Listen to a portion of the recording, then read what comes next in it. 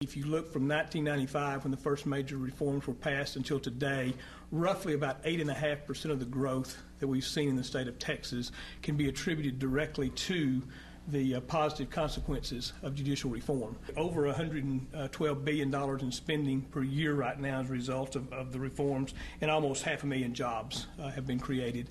We've added over $50 billion per year in the gross product of Texas as a result of these reforms. 500,000 permanent jobs is a big number.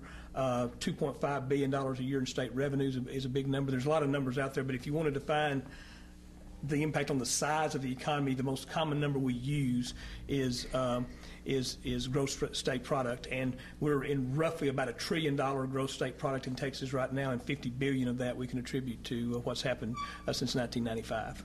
If you look at the piece of it that was just medical malpractice reform, because that's something that was a huge issue in Texas, and I know others are going to speak to that, but we now have more people insured than we had before. We have more doctors in the state than we had before, and even after you make all kinds of other adjustments, there's more than there would have been otherwise. As a result of this, we have procedures being performed that are life-saving procedures that people wouldn't perform before.